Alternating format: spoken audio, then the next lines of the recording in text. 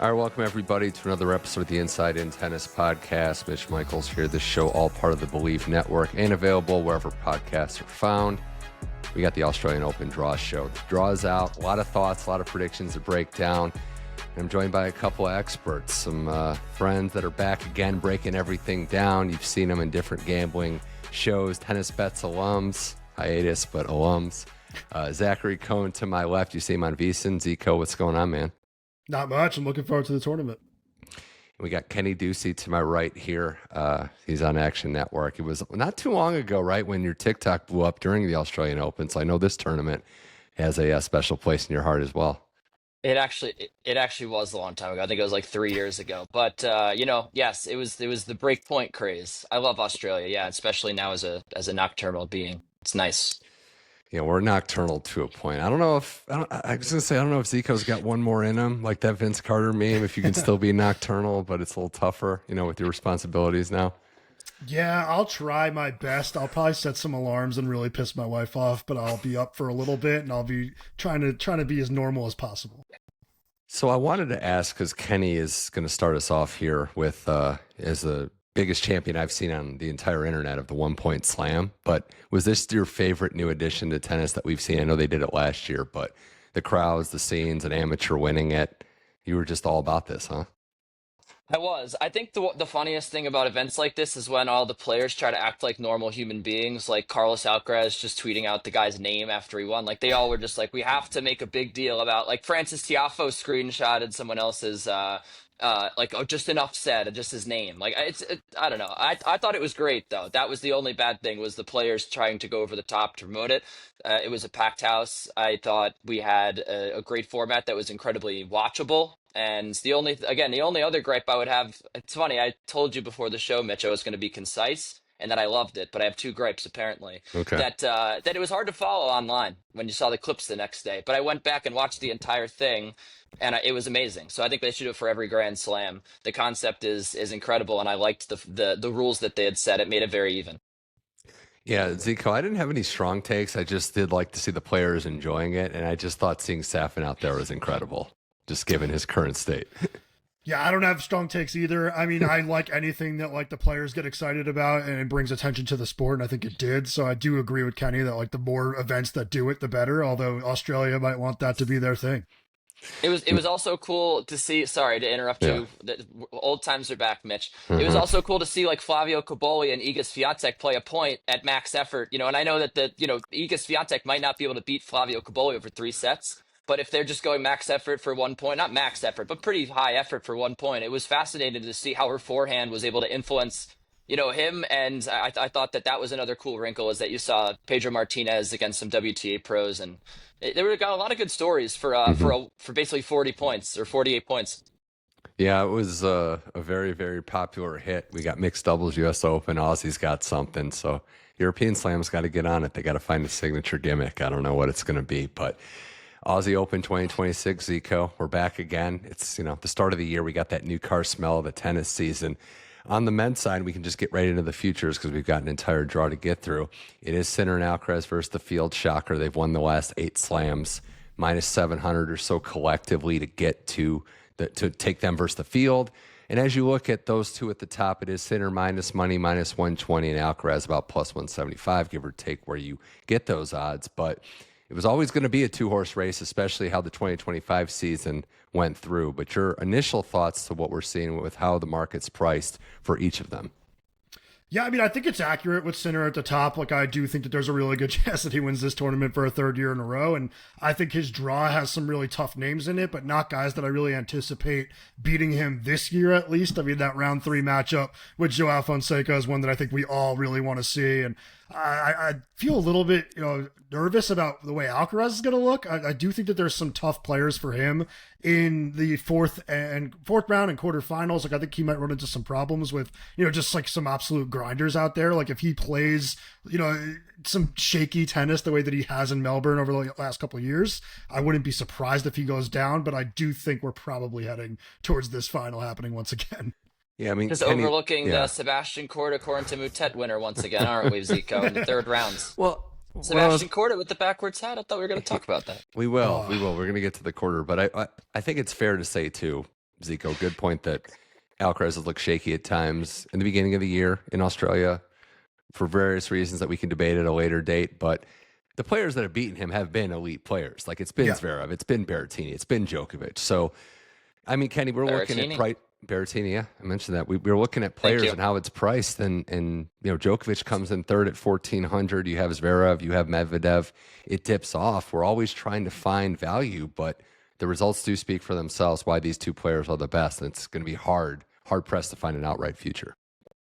Yeah, I mean, honestly, I think I agree with Zico that the Alcaraz quarter, especially considering I don't mean to go into or I'm not going to go into a rant, but I think it's been well documented that all of these players, whether it's Alexander Zverev or Hubert Hurkacz or Taylor Fritz or Sebastian Baez or there's a million players who are trying to build up form for the Australian Open. Talon Greek Sport, people who look like they improved last year, and then these guys are just out doing press events and playing in the 1 point slam and practice matches. Now, Alcaraz just absolutely handled De Minaur this morning in a practice match on Rod Laver. I don't think there's really any doubt that these guys are way better than the rest of the field. But I mean, if you want to look to poke holes in this dominance, and I think they're minus 500 or minus 700 for either one of them to win the tournament. Yeah, I think that that's possible. I think also you mentioned the Alcaraz draw. Sebastian Korda has looked much improved if he's able to get through Corentin Moutet, or if it's Corentin Moutet. And then you mentioned that the other names, Tommy Paul and Alexander Bublik, could be lurking, as well as De Minaur. I think De Minaur honestly could really take a lot out of Alcaraz. So I don't think it's like a foregone conclusion. I think we're reaching an era now where these guys are a little comfortable at the top.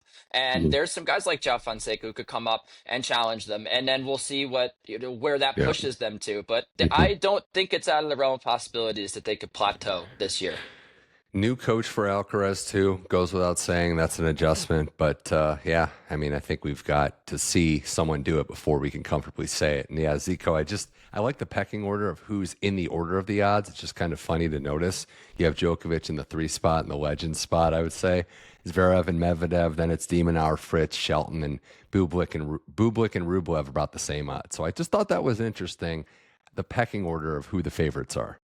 Yeah, and I'll be honest, like the only future that I have made on the men's side is Medvedev to win his quarter at plus 200, which isn't the greatest price in the world, but also did take a piece of him at 30-1 to win the tournament, which is really good. It's really just get to the final and then I'll find a way to try to, hedge it or something. But I do think there's a really good chance he makes the final. I think that the serve looks like it's a lot better than it was towards the beginning of last season and the year before, definitely. I think that he had a really strong kind of fall last year and he's kind of picked up where he left off this year. I think that the coaching change was much needed and a little bit refreshing to him. I also think the haircut is a little bit refreshing as well. Not his last haircut, but we're getting there. All right, so Kenny, on the women's side, we're going to break down all the men's draw and the women's draw quarter by quarter. But on the women's side, where there's a lot more intrigue, I think it's safe to say the depth at the top 10 and even a little on the outside has been phenomenal recently, but it's still the alpha of the WTA at Sabalenka, who's done so well down here, won it a couple times, lost in the final last year. She's plus 160. Iga's plus 500. Thoughts on that in a second. I think is interesting. Then you have Rybakina, 650. Anisimova, 700. Gauff, 1,000. It goes Andreeva, dip to Osaka, Mboko, Paolini, and Keys. So no surprise, right, with Sabalenka at the top. But I think plus 160 is the number. Like, I think that might be, dare I say, some value for a player that's just been money down here. I agree. I mean, I think honestly, we're talking futures market and the best way to attack it. I think the money is going to be fading Iga Swiatek. I think it's taking someone in that quarter to win. There's a lot of good names, but I'm a man of the people here in New York City. I think I'm hearing a lot of Swiatek buzz. People are taking Swiatek to win it. Hey, my friend said Swiatek's the move. Those are the reports from the street. I don't know what the VSiN splits are saying on the handle share, but I will say that there's a lot of capable names here, and Swiatek has transformed into like an untrustworthy player on the non-clay surfaces in the Grand Slams anyway, in terms of in the future market. I mean, I know she's had her struggles at the U.S. Open. She overcame some of those last year on hard courts. But I mean, it's not like we've have 2 years now of proof that she's just head and shoulders above everybody on a hard court. It's just not true. You look at really capable names. Rybakina coming into the tournament was someone I was looking at. Naomi Osaka is here as well. She's had enough time now to come through her injuries that she had last year. If you remember, she looked really good before she would, inevitably get injured again. So if she can stay on the court, and it looks like she's had a good offseason, she's a capability, a possibility as well. So I think you looking at all those names in that quarter with Swiatek, you're going to get good prices on them because Swiatek's in their quarter. And whether or not you like someone like Amanda Anisimova to make a run here, or Madison Keys, who struggled against an injured Mboko yesterday, those are going to be better prices because you've got Jessica Pegula in that quarter. So I think that's maybe where you want to go. Yeah, Zico, Kenny's New York Polish circles notwithstanding of insight. That's a good point that Iga at the second spot did shock me a little bit because it hasn't looked great. The United Cup was not great. It was another loss to Coco. It was Bencic bageling her, which was very odd to see. I think it's going to be an interesting year for her. And I know you had to have someone in the second slot, but it was questionable for me to see the order the way it lined up. Yeah, I feel like they think that they have to slot Iga at number 2 just because there's a liability if you put her out there for a much bigger number. But I do look at this tournament, and I think that Rybakina and Anisimova are the two that I'm looking at, just because I do think that both of them are very, very dangerous players on quicker surfaces. And we kind of saw Rybakina show the world that she's still very much in the conversation at the top of the sport at the WTA finals. And I think that Anisimova, we just saw all of last year, 2 Grand Slam finals, like she's knocking on the door. I kind of wonder if you take Anisimova to win all 4 this year, if you just come out on top because she wins one of them. I do think that that's the way I'm going here. Like, I think that Anisimova at 9-1, Rybakina at plus 800, like these are really good options. Yeah, the other name that wasn't on my list, and we'll see, is the Bencic quarter of Rybakina. I think she's about plus 4,000 into the top 10 now. But yeah, you guys are, this as well as anyone, like the quarters are going to be huge here for this draw, for the women's draw.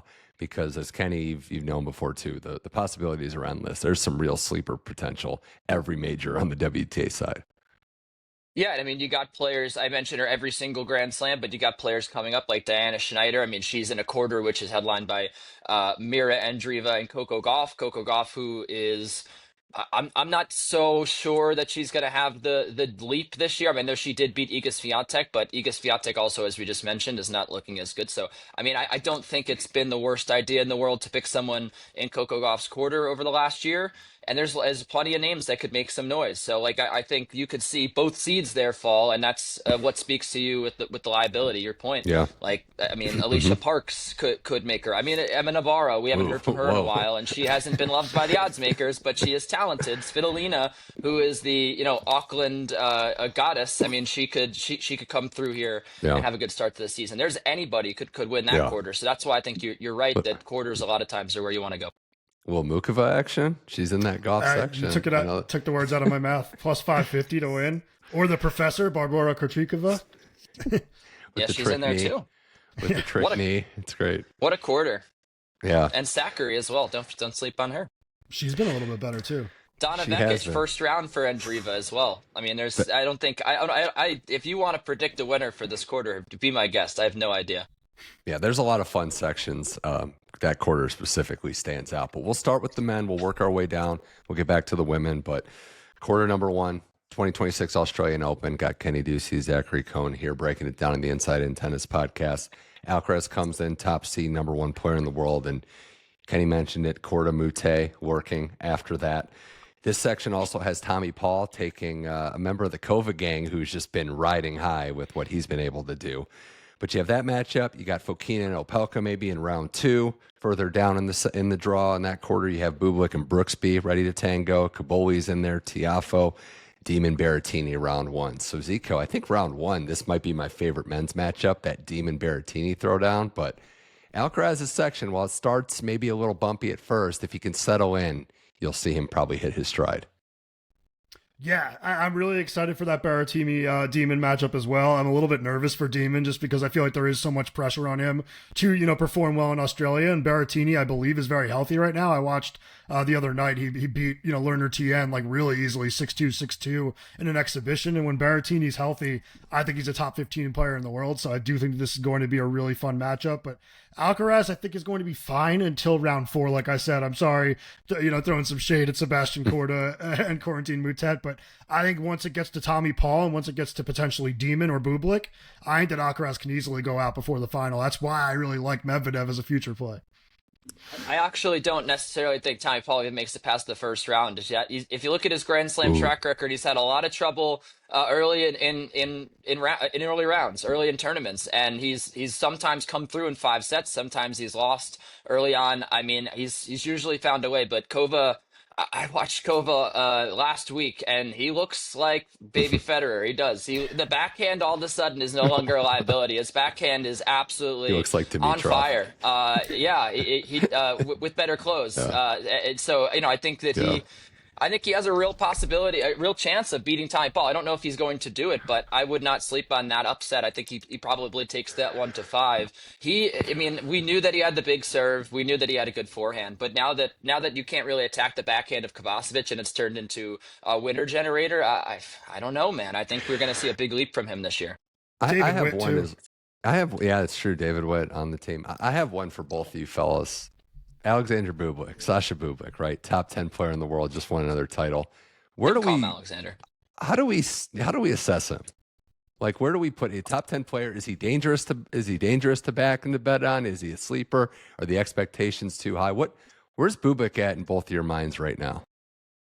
I was really shaky. I was really hesitant to back him last year, but as the year went on, it just happened more consistently. I'm past the point now where I just have to treat him the way he is, which is a top 10 player with an elite serve, a really good baseline game, and just kind of the variety you need to beat some of the top players in the world. I don't know if we're going to see him actually beat a Sinner or an Alcaraz in a major, but I think that he's a threat to kind of take out anybody else besides those two.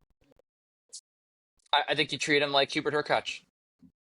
See, that doesn't sound like a compliment. I think he's the new Hurkacz. I love Alexander, but I just think he's the new Hurkacz. He's a top 10 player with a big serve. Can you trust him in the Grand Slams? Just like you said, Zico. No, not really. He'll win a few matches.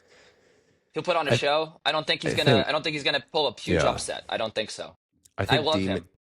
I think Demon having to play Berrettini round 1 is bad luck because that's as fresh as Berrettini is going to be all tournament, given what's happened. The other question I had for you fellas is this the last tournament that Tiafoe is going to be seated at for a bit, or are we going to? I thought you were going to say the last tournament he plays. No. Ranking hasn't been good. I hope Foe bounces back, but we're in the 30s now, so he has to have a good result here. It could be some tough sledding. I'm going to jump in here. Yes, I think this is the last tournament for a while he's going to be seated at. He is a very notoriously slow starter. We've been on this show we've been talking together on shows for 4 years. We've said the same thing for 4 years. He doesn't start playing until the middle of the season. So, and he's single faulted against Iga Swiatek as well. Let's not forget about that. 1 point slam again. He's single faulted. Yep. Yeah. I don't know, Zico. I feel like it's sink or swim right now. I hope he knows the urgency of the moment that this tournament is. He does know. I've heard him say how seriously he needs to take this season. It's just a matter of whether or not he does it. Obviously, talent-wise, he's a top 25 player. It's just we need to see it over the course of an entire season. I did think he played pretty well on clay last year, so I'm kind of interested in seeing how he does in the European clay court, portion of the the season. But I don't know.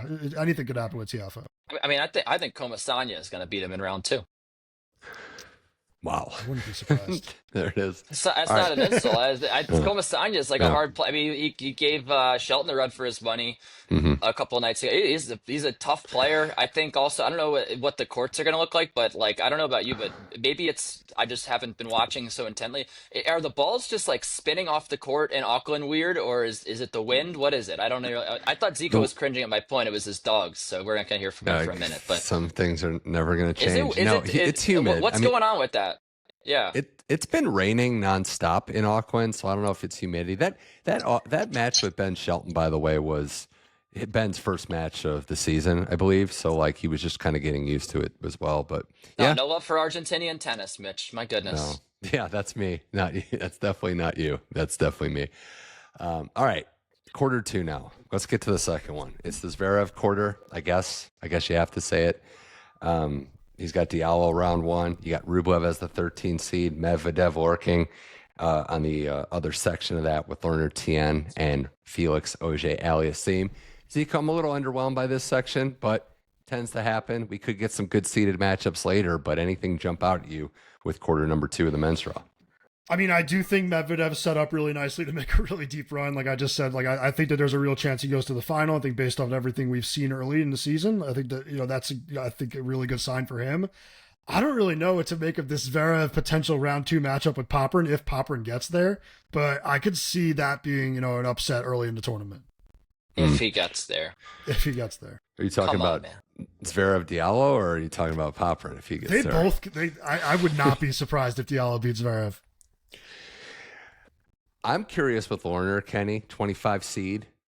Hasn't looked great to start the year, and you wonder if that's just getting some rust off for match play, or if you're really someone who showed up on the world stage last year. I mean, really, when you think about it, a lot of people didn't know who he was until that Medvedev match. So is this a chance for him to build on that with a favorable draw, or will there be a step backwards? Oh, they just weren't taxpayers, reaping the benefits of the Department of Education with their hard-earned tax dollars. No, I do think that there's a chance that he loses to Marco Asquerone here. I mean, that's sort of where I brought up the spin. He's got. I think it's a new thing he's been doing now with the like broken backhand that he hits, like broken Matt Hardy. He kind of like. Now he's almost like putting like some side spin on it. Like, I don't know if that's going to be tricky for some of these players, but especially a left-hander. Like, thank you very much. I didn't order anything. Like Lerner Tien, who's going to have to hit a backhand falling away from him down the line. I don't know. I think he's a guy that is a perennial pest in Grand Slams. So we're talking about his prospects here. He has to make it through there first. I do think he would beat Shevchenko if he beats Marco Asquerone, and he could certainly make a run because this is not a great section of the draw. You've got the Moonballer against Jordan Thompson, who is on his last legs here. He's got a wild card. Nuno Borges or Felix Auger-Aliassime. I think Nuno is very capable of winning that match, but I would say whoever comes through that match probably goes into the 4th round here. But I do think that Daniil Medvedev is my overall pick here in this quarter. I agree with Zico. I wanted to talk about him. Took the words out of my mouth. You can't hold this guy down. He's the cerebral assassin. He's always coming up with new ways to figure out how to come through opponents. And I think he took a beating last year, but he learned a lot. And I'm excited to see what happens with a new coach and a new outlook this year. He looks like he's ready to make another impact and move back up the rankings. Boy, a matchup with Felix, huh? That would be. I mean, I know Felix has done better recently. I think he was 0-7 and won a couple matches against him, Zico. But there's some scars and some skeletons in his closet against Medvedev in Australia. Yeah, I would really like Medvedev if those two match up. I actually do think there's a chance that Borges beats FAA as well. So I think we might see Felix go out a little bit early in this tournament. I think Thompson also is pretty live to make a run down there at the wild card. Borges, another Aussie, had the moment last year. Maybe he's, finding himself at home here. I got to keep a track of that, Kenny, the players that just randomly show out only at Australia. Well, I mean, it's those college players, man, I don't know. Mm-hmm. All right, quarter 3, an interesting one for a lot of reasons. Djokovic, number 4 seed, Musetti, number 5 seed. Musetti coming into this is dealing with something, obviously. The exhibition was scary scenes there, and he's got health issues, to say the least. You got Tsitsipas as the 31 seed in this section. Yuri Lehechka, the 17. Zico mentioned the Dimitrov Mahac round 1 matchup. Fritz is floating around at the 9 seed. Stands at the wild card. Menchik as well. Nakashima, Greeks, poor seeded players. So a lot going on in this section, Zico. I guess you want to start with the top with Musetti, and if he's not healthy, what him being eliminated early could mean for the rest of this section. Yeah, I think that this is the quarter that is like the most open. It's not like a hot take or anything. Like, I think Musetti, this is his weakest surface, even if we're talking about like him being fully healthy. So the fact that he's dealing with something definitely puts him on upset watch. And I think that there's a lot of like really good depth in this section. Like looking down at guys like Dimitrov and even Tsitsipas, who I think has looked a little bit better since the start of this season. I really wouldn't be surprised if anybody gets to the semifinals here. So it's definitely one where I think you look at it and you think that Djokovic should find a way to the semis, but anybody can win this one. Like you might face, Menchik at some point in like the 4th round to see who beat him in Miami. So it's a really, really interesting one. Yeah, you got Stan on his like Ric Flair retirement angle too. Yeah. Just probably going to win more matches than he should.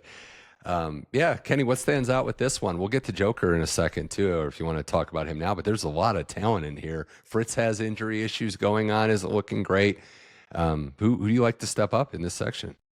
Yeah, I'm infatuated with Tsitsipas in this section. I've said it before and I've lost money, but I will say it again. I think that Tsitsipas, it looks really good. He looked really good to start the season. He had like a Taylor Fritz run at the United Cup, just dominant. The backhand looks great.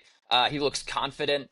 I think this is his chance. I mean, I think that he might not take it. I mean, he's never taken one of his chances in his career, but this is certainly his chance because you mentioned Taylor Fritz and Musetti coming in with some injury issues. I think his draw here looks pretty solid. Tomas Mahac and Grigor Dimitrov. Obviously, Dimitrov not playing a lot at the end of last year. Mahac does look sorry good to cut you off, but what's the retirement prop in that match? They're both going to retire.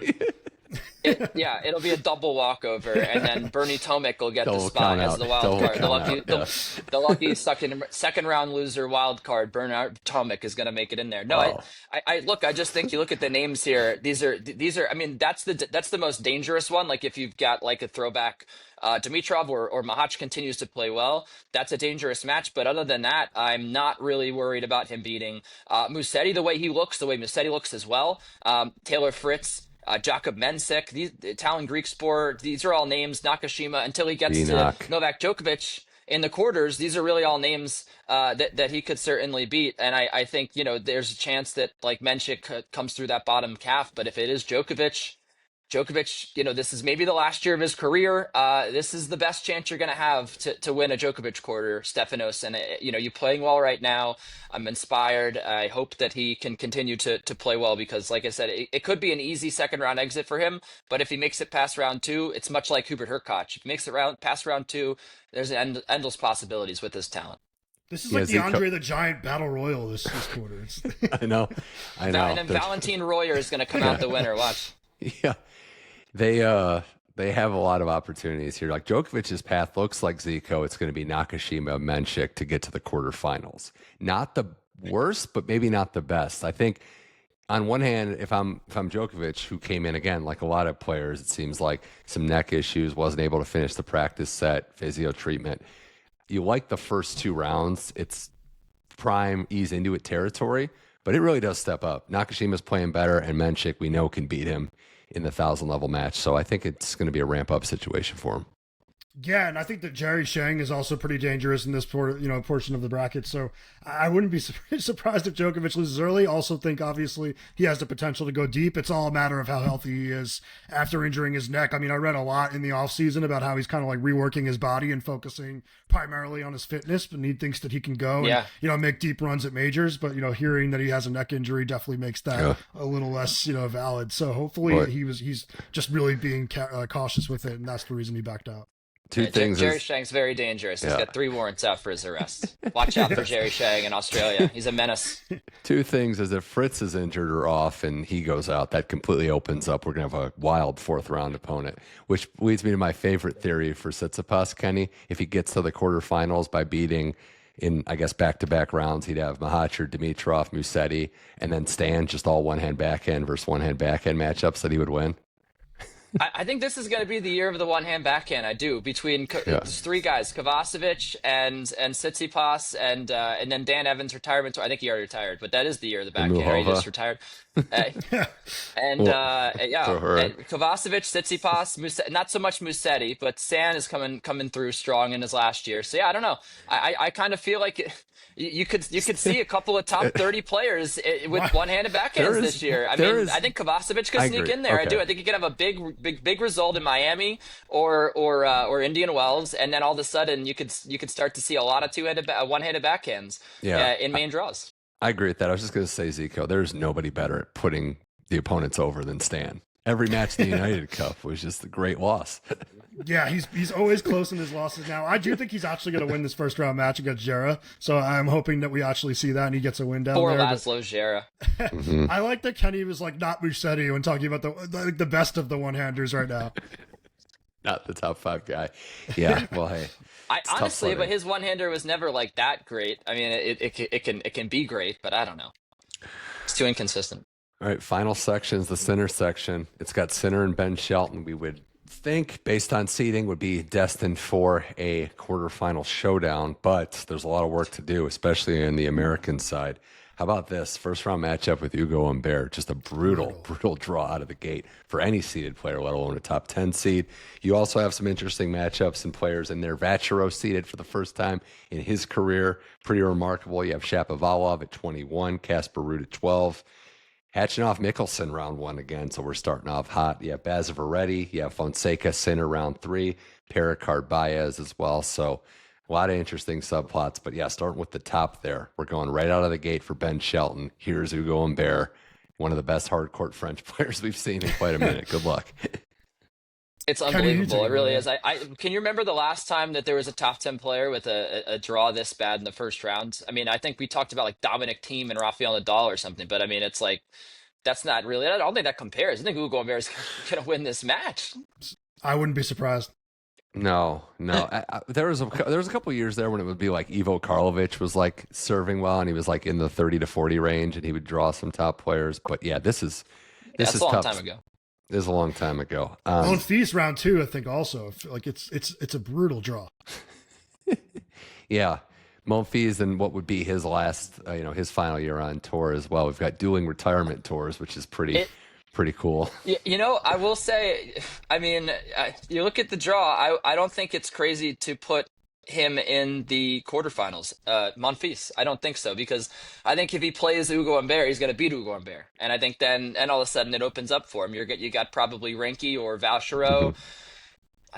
And then Ruud, really? Or Jaime Munar, maybe? Well, we didn't mention him last section. I think Monfils is going to go to the quarterfinal. I think that's the best bet you could make in this quarter to reach the quarterfinal is Monfils. I don't think it's going to be Humbert. I think he's going to lose to Monfils. When's the last time he's won 4 matches in a row? It's probably like February of 2018 when he was playing in Rotterdam. Yeah, we didn't mention probably the last time. Oh, here we go. Yeah, Casper. Yeah, me versus Kenny on Casper. Yeah, Casper changed his racket a little bit. I think he's coming. He beat Demon really easily. I think he's got a shot. He's got to beat Bellucci. Yeah. He's got to beat Munar. Is he going to beat Munar? I don't think so. He Munar is going to looks beat good. Munar. I thought Munar was going to beat Mahatch the other night, and he didn't. Are we all? No, wasn't that this morning? Yeah. I don't know what the days are. Is it a foregone conclusion we're getting Sinner, Fonseca? We definitely getting Sinner, Fonseca, Zico, and is it going routine, or will it be interesting? I think we're getting it for sure. Yeah, I think it's going to be routine, but I think there's going to be it's going to be 3 sets, and there's going to be like 2 competitive sets in the 3. I think that like it's a big step up for Fonseca to go out there and do it at a major, at Sinner's best major. But I think the fact we're going to see it is going to be awesome, and I think that he's going to put on a decent show in a loss. So like a Sinner Ben Shelton match. Yeah, I was gonna liken it to Sinner Zverev at the U.S. Open like 3 or 4 years ago, like not the under the lights match, the year before when they played on Ash during the day in the quarterfinals, when I think Sinner won 1 set. I think he lost in 4 sets, and that was when he was like 18 or 19. And I think the next year is when he played Alcaraz for the semis. So like, I don't know. If you look at the beginning of Sinner's career, if you really want to say Fonseca is going to be Sinner-like. Sinner, it took him 2 years, right? And he had the bad first round draws. He had like Khachanov and Wawrinka, and then eventually he gets to the quarters, and then Zverev, a top 5 player, pretty much routines him. It was a close match for a couple sets, but like that's I think what you're looking at here. I think it's a 4-set loss for Fonseca is like how he's still on the trajectory here. He's going to take a set, maybe go to a tiebreak and lose another one. That's sort of what Sinner did against Zverev. I do like Mickelson in that spot against Khachanov, and Zico, I kind of think that if Humbert beats Shelton, he's going to make the quarterfinals. Yeah, I think Humbert could definitely go really deep. Mickelson, I would have agreed with you, but I've watched him a few times in the last week or so, and I think he's been really disappointing to start the year. So I do think that Khachanov should win that match, but I don't know. We'll see. Khachanov hasn't played much either. What I would say, Mitch, is I don't think so, because do you think he's going to beat Gael Monfils? There's history there. Monfils, I think, has beaten him. I have to look up the head-to-head, but I'm pretty sure he's winning the head-to-head right now. Maybe it's Dane Sweeney. I think Monfils beats Humbert. Weird French thing, Could be Sweeney, though. Dane, who knows? Is that who got the qualifier spot? Yeah. Dane Sweeney? It's definitely not going to be Dane Sweeney. I will put my life that it's not going to be Dane Sweeney. He is a terrible tennis player. This could be your last show, then. I've been watching that guy in the Challengers for like 5 years. He is not good. I promise you. All right. Well, we're gonna get to the final just picks and trying to preview and some stuff. We didn't even mention him last. It was an oversight on my part, but is there any love for Hubie, Kenny, in that section? Could he beat Menchik and maybe get to round 4, round 3? I mean, he barely beat Djokovic when he was 17 here at the Australian Open. It went 5 sets. I don't know. I mean, I think so. I think he probably wins that match. I don't. It's very. I feel like I'm very miscast as a Hubert Hurkacz hater. I don't hate him at all. I'm trying to make sure no one wastes just their don't money think betting about on him. him at Grand Slams. Yeah. He's not a Grand Slam player. I mean, he has to play Zizou Bergs in the first round. I mean, he could lose that. I think he's probably going to lose that match. He's just not a first or second round slam player. If he gets lucky, gets through those matches, then he starts to feel like, oh, I guess I'm here for a week. I might as well play some tennis. And he does. But, like, I mean, think of. I'm not even going to go through it. I'm not even going to go through the history Okay. of the Grand Slams. You're properly cast as a Hubie hater because like he tore his ACL and you thought he was like faking an injury. That's the history of this, by the way. If you're new to No, it's listening not. to us, I always talk That about did how he happen. never wins. He's made one Grand Slam quarterfinal or two now. Last year, the last one was what? Last year against when he went to or 2 years ago against Medvedev. But that's it. Like, and now he is not in the top 30. He's not seeded, so it's different. But like we He were hit a looking at this tweener guy and as the Kenny number lost his 8 mind. player.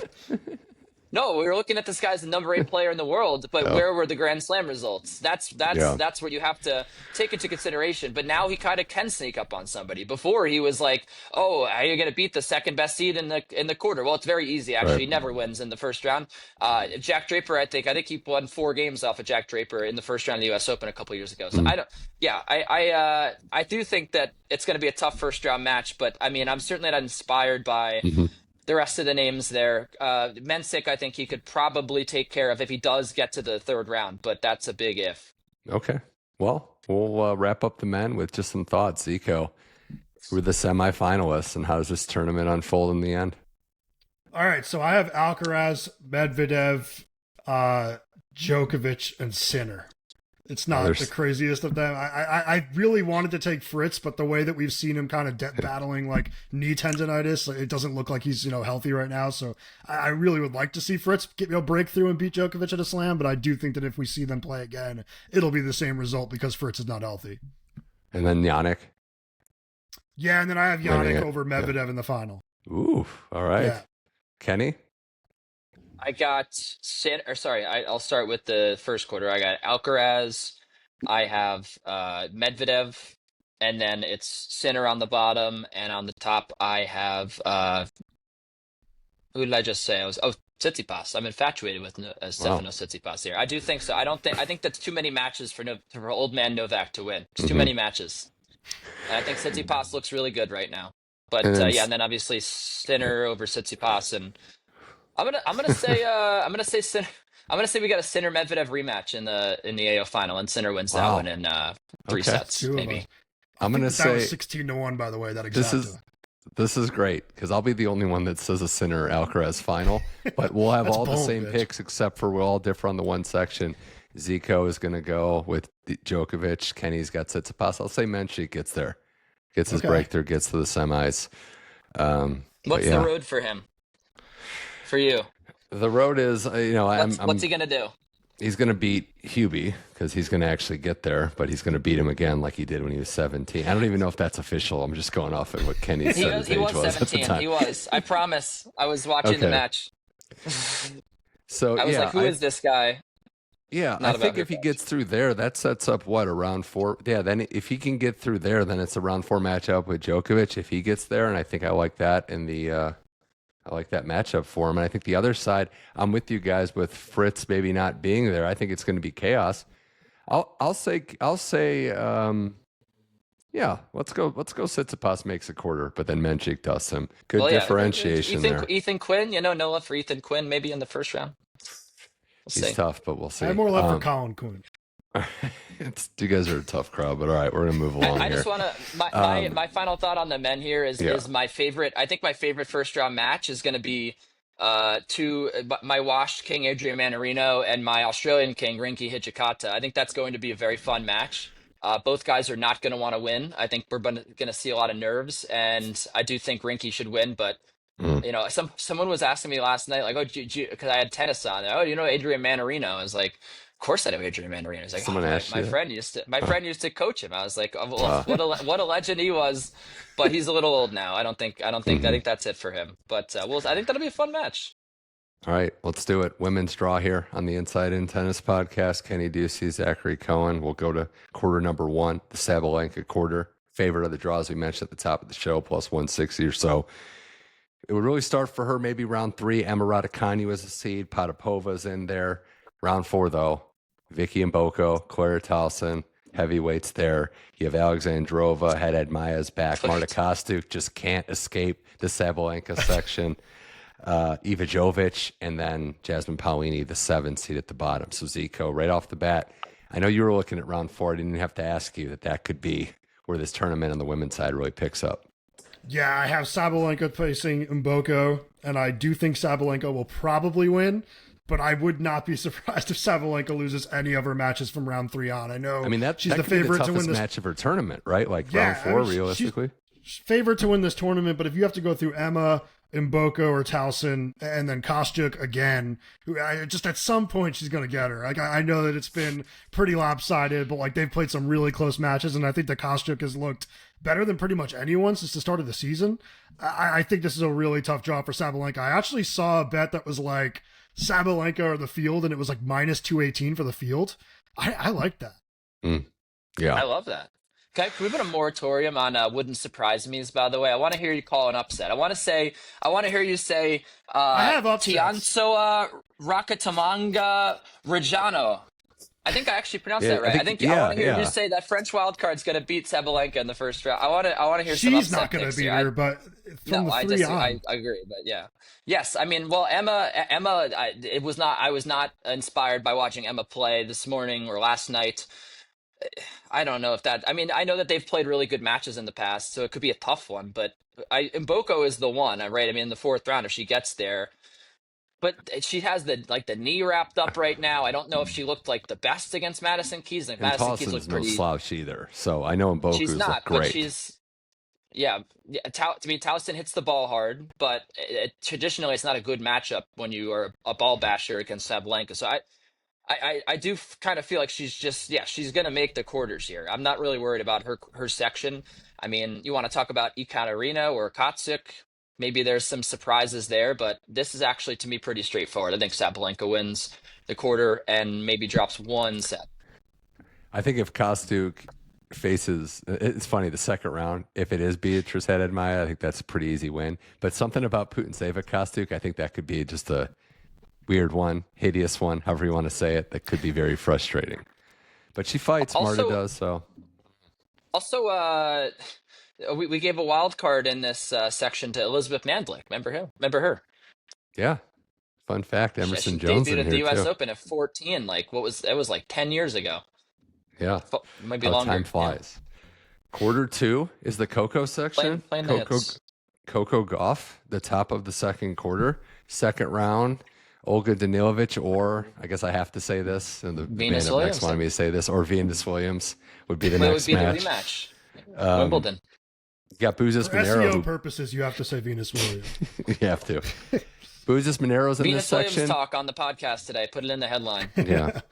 Bozis Monero is in this section, and she beat Coco the last time they played. You've got a Baptiste Vondrousova first-round matchup. Zico's girl, Muhova's in this section. Iala versus, here's your SEO section, Alexandra Iala taking on Alicia Parks. Emma Navarro at the 15th seed. And then, yeah, there's a lot. This is kind of the section that has a lot of intrigue across the board, too, with Svitolina, with Krejcikova Schneider in the first round, and Andreeva Vekic as well. So, Kenny, a lot of discussion over Coco Gauff. Some landmines, though, in her way to get to the semifinals. I mean, a lot of landmines. We mentioned the names at the beginning of the show at the top, but we didn't even talk about Alya Tomljanovic, who, she's probably going to get Diana Yastremska. Can she find the court? Probably not. She probably goes to the third round there. Mira Andreeva, if she gets past Donna Vekic and Maria Sakkari, then she's in the third round. Then she's probably going to have to face maybe it's Tomljanovic, maybe it's Yastremska, but either way, I think this is a really, really difficult draw for anybody who's a high seed. I mean, not to mention, Coco Gauff, she did, yes, beat Iga Swiatek. We talked about that. I'm not quite sure that it's going to happen right away this year that she takes that big leap. You're looking at a lot of talented names here that are going to probably. I don't think Maria Andreeva is just going to waltz to the quarters here. I don't think she's going to make it past the third round. I don't think Coco Gauff is going to make it past the quarterfinal stage. I do like her half a little bit better, but I think you're going to see a big hitter here come in and play Coco Gauff in the quarters, and I think it's going to be Alida Svitolina. And I don't think that Coco Gauff's going to advance past her. So I think it's either her or Diana Schneider. Those are my two picks. Diana Schneider, she may lose in the first round to the professor or La Profesora, but I do kind of think that it's going to happen one time. She's like lefty bet. She's WTA Ben Shelton. She hits a huge serve. She's got an exciting game. If she's kind of like Shapovalov also. All right, if she can red line. Yeah. That's like what they always used to say about Shapovalov or Wawrinka. Oh, you just put it together for 1 week. If Schneider could put it together for 1 week, no one's going to beat her. I do kind of think she's going to make the quarters here. It's going to happen one time. It's going to happen this year, and it's going to happen. Andreeva has the worst blow-ups when she loses. Like when it goes bad, it just goes horribly wrong. So that's what I want to monitor this year with where she is. And it starts with Donna Vekic, who is, a very tough competitor in her own right. But yeah, I think Zico, I'm looking at a lot of different matchups and potential. I think round 2 is prime upset potential for Gauff to go down to Danilovic, depending on what happens there. But how else are you seeing this section? Yeah, if it's not Danilovic, I don't think it'll be much longer after that. Like, I think that Goff's going to lose before the quarterfinals. And this is, if Kenny doesn't want wouldn't be surprised. I have Muchova facing Krejcikova in the quarterfinals in this quarter. There we go. So, yeah, and I do have Muchova making the semis. So this is definitely where I think I see the most just like wildness and craziness in this tournament. Just such a fun game watching the Battle her play. Royale. Yeah, it is.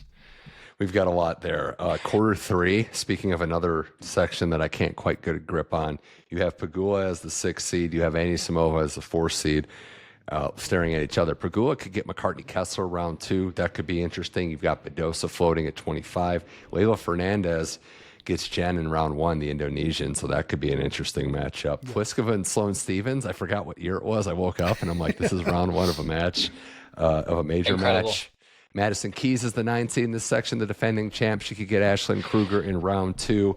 And you've got Ostapenko, Kenin Stearns in round 1. And you've also got Linda Noskova, who I know Zico has been a backer of in the past. So, Kenny, just start with this section. Former Grand Slam finalist Leila Fernandez, excuse you. Good. Yeah, I mentioned she plays Chen. I put her in there. There's a lot. Oh, sorry, I didn't hear her name. I apologize. It's cool. But I was going to say, too, there's just so many Americans in this section. That was the first thing that stood out. Yeah, and McCartney Kessler had a nice 1-point slam showing. I think we should do a separate show just handicapping the draw based on the 1-point slam results. Yeah, everybody drink. Kenny brought up 1-point slam again. No, I think you should get a grip. Honestly, you said you can't get a grip on this section. Get a grip. It's going to be Amanda Anisimova. Easy. The letter Z. After. Look, I don't think there's much in her way. The pressure, though, is the thing. Like, I'm with both of you. She finished the year better than anyone except for probably, Sabalenka, Rybakina, obviously in the finals. But is there anything, Zico, and then Kenny, you can open it up, obviously, about following up last year and the expectations now being on there that makes you at all nervous?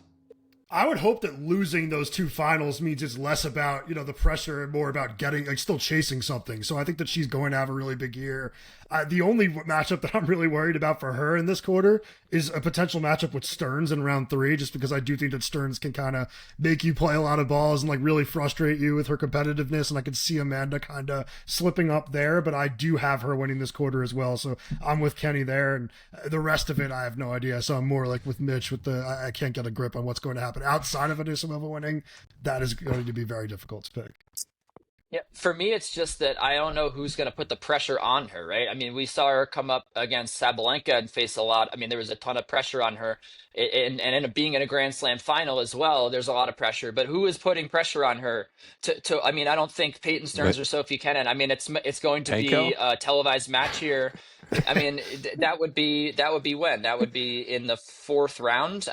Maybe. If Ostapenko makes it there, which I do think that she should, although she hasn't been playing that well to start the year.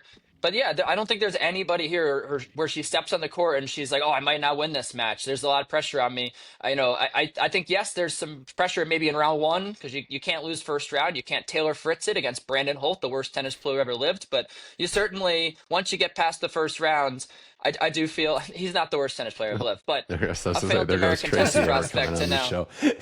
But he has he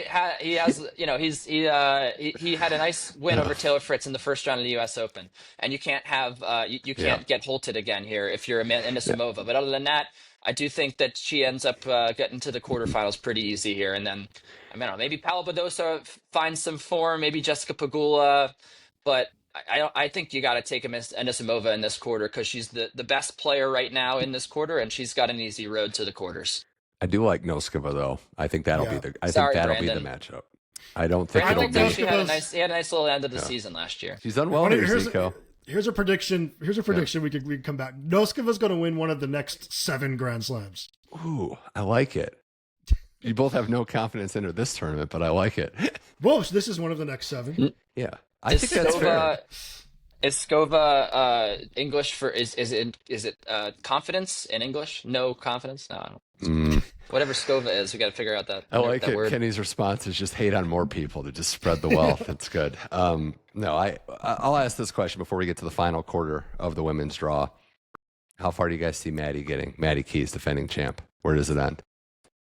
I have her losing to Pegula, but I don't feel great about those two meeting one another. Like I watched that match last night with Keys and Mboko, and I don't think she looked really good. Mm-hmm. I mean, I guess the 4th round. It's one of those things where I just kind of feel like her body's either going to quit on her or she's not in great form. I mean, it's not as if the players in her way are very difficult, but you're going to have to face one of Leylah Fernandez, Karolina Pliskova, or Sloane Stephens, and is it crazy to say one of them would win? No. I don't know where exactly she's going to lose. It feels weird to just be like, yeah, let's just Sharpie in her the 4th round, but I don't feel good in her about her coming through the 4th round and getting to the quarterfinals, let alone winning the quarter. Kruger could be interesting, but yeah, I think in general I like the expectation to get to round 4. And yeah, the draw wasn't the worst, so that definitely helps. Final quarter of the draw. Final quarter of the draw. Iga Swiatek section. You also have Rybakina as the 5 seed. So some heavy hitters in this one. Iga at the bottom, Rybakina at the top. Rybakina could get Maya joint round 3. Mertens is in there. Kazatkina's unseeded. 10 seed Belinda Bencic. Naomi Osaka is the 16. Could get a second round matchup with Eva Lees, little Eva Las Vegas or whatever they were chanting last year in the crowd. Samsonova, 18 seed. Kalinskaya, 31. Zico, but starting with Iga, looking to complete the career slam. Not the worst draw out of the gates. Couple matches that are manageable while she gets her feet into this tournament.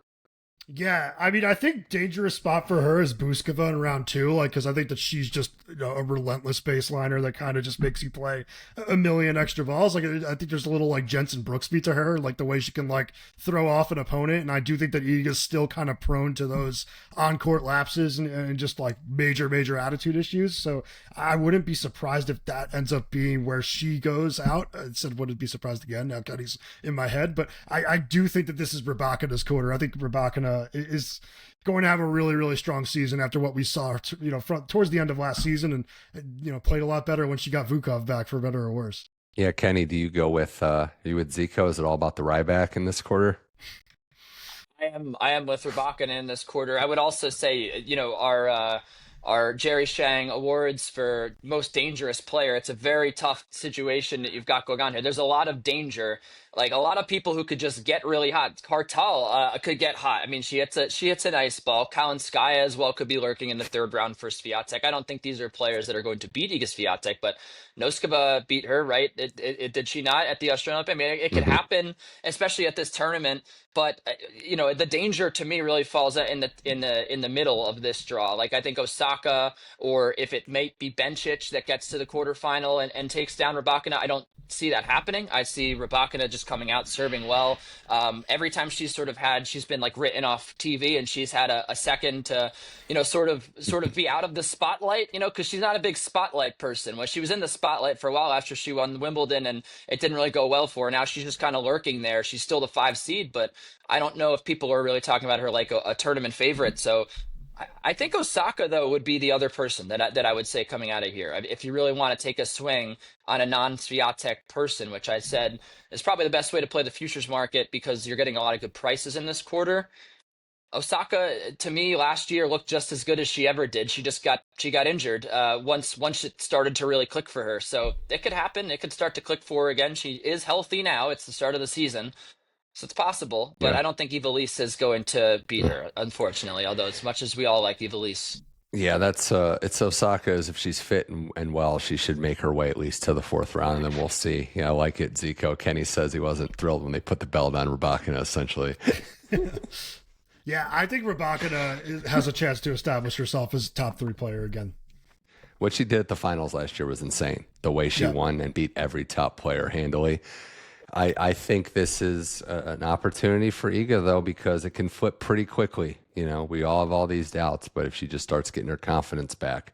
Forehand was concerning, though. I don't know how much of the United Cup you guys saw, but that was breaking down, and that's really shocking to see for Iga, kind of the footwork and the forehand breakdown. So we'll see. Well, it's always been such a shot. It's been a shot that is so reliant on precision. I mean, she's a line clipper. That's what she's been her whole career. So if you start to be just a little bit less precise, all of a sudden things are going to go wrong. But that's literally how she's won all of these tournaments for 6 years. Like she'll just clip lines, and players get so frustrated playing her. So if she starts to misfire just a little bit, best front runner in the sport too. Also, shout out to Elise Mertens in this draw. I mean, did we ever think we were going to see her as the 21 seed in a Grand Slam again? I thought she retired 2 years ago, and she's been playing excellent. So shout out to Mertens. Is that your surprise? Never forget. Is that your surprise for both, like, biggest shock seed in either draw? Zico, you two, do you have a... Well, Pliskova has got to be the number. Well, I mean, Pliskova's got to be the biggest shock. Somebody with a number by their name. Maya Joint. That's the biggest one for me. Joint's amazing. I like Mertens better, I though, watched her because last it's like night a against veteran. Andreeva. It was like it was a mismatch. It was a mismatch. I don't know what mine would be. No, it's not Vachereau because we all know Vachereau. Mm-hmm. We're all Valentinos here. Could be Darderi. I mean, he's a good player. That's a good one. That's a really good one. Darderi. That's the Nick Kyrgios. Who is this guy? Yeah. All right, picks. Let's do it. Final 4, and then how it goes. Zico. Rinderknecht. Sorry, Rinderknecht for me. Okay. I have Sabalenka, Muchova, Anisimova, Rybakina, Okay. and give me Rybakina over Sabalenka in the final. Wow. All right. I like it. A little chalky, but some upsets towards the end there. So it's good. Kenny. All right. I don't really want to take Rybakina because Zico just did. I'm gonna. All right. I'm gonna take Naomi Osaka in that quarter. I'm gonna say Nisimova over Osaka in the bottom half of the draw, and in the top half, I'm gonna go with Sabalenka to defeat. Who did I just say was gonna come out of that draw? I'm gonna say Sabalenka over Svitolina, and then it would be a Sabalenka and. Amanda? Yes, Sabalenka Amanda rematch. I did 2 rematches. I'm sorry. Who do you got in the final then? Amanda. Wow.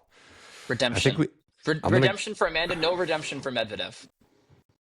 Sab, Muchova. I like you on that one. I'll go Anisimova, and I'll go Bencic. And I'll go Sabby beats Amanda in the final.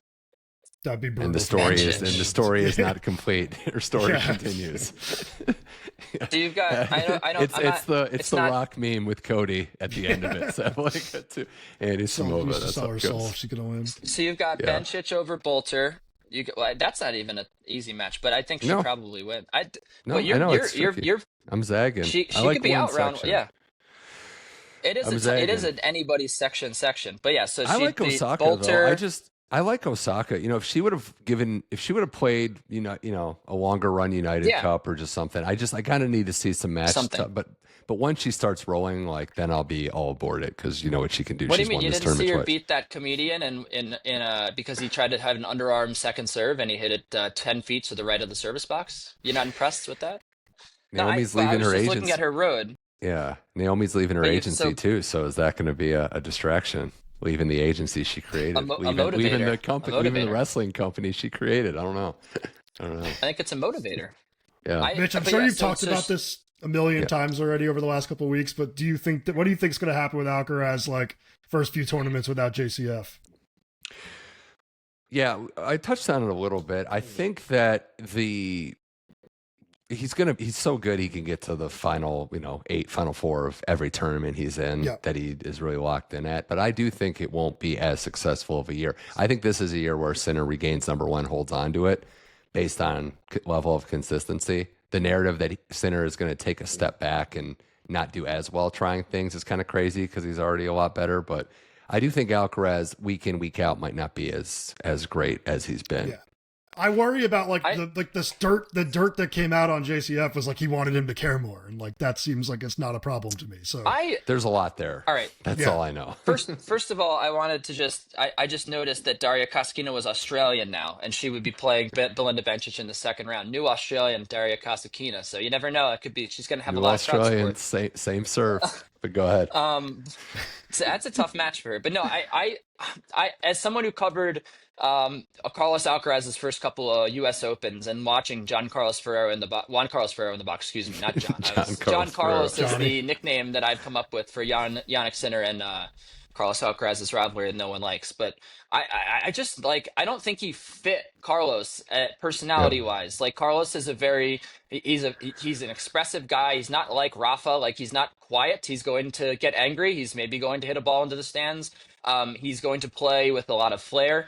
He's going to, and I think that he needs somebody who's going to match that energy. Like I think there were a lot of times he would fall behind in matches, and you would get nothing from his box. And I know I sound like Nick Kyrgios saying, "Come on, it's break point, give me something." But like I do kind of feel like there's something to be said for coaches that it matches. I mean, it wasn't even like he was clapping, or it was barely any coaching. And I know that he's Carlos Alcaraz doesn't need a lot, but you've got to have somebody there who's kind of the same personality who's going to work with him. And I don't know if JCF really fit that. I thought he was a little too stoic, and I don't think that really worked with Carlos. I just think they probably didn't get along for those reasons. And I don't know about the caring thing, but Carlos did say in his vignette before the 1 point slam, drink again. I watched that vignette and they interviewed him, and this is actually good intel. He said one of my biggest problems is that I'm losing energy in matches and I have to conserve my energy this year. So maybe that was a disagreement. I don't know, but it seems like he's got his head swiveled straight, attached firmly to his shoulders.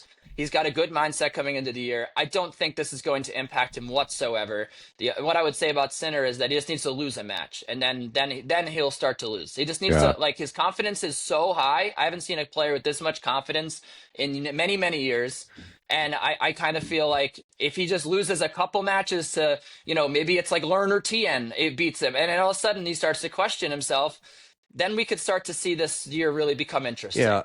It's like now Alcaraz is on his dirty down mark. He's just going to be a new man. But I will say that, Kenny, you make a lot of good points there. I just don't think this move was made for those reasons. I don't think this was we see coaching partnerships run their course. Yeah, and it's time to go in a new direction. It's beneficial. Yeah, and if it is beneficial, then I don't think you're going to see the fruits bear early. I think long term you could be exactly right. I just think how it went down, why it went down, which we don't even know the full story. It was very sudden and rushed, and I think that's the part that people were like, whoa, about. Because I agree, it's always good for a new voice. You see legendary players get rid of coaches all the time, and they part amicably, but this doesn't seem to be that way. So good question posed, Zico, by the end there, just keeping us on our toes. So Maybe he was stealing his money. Who knows?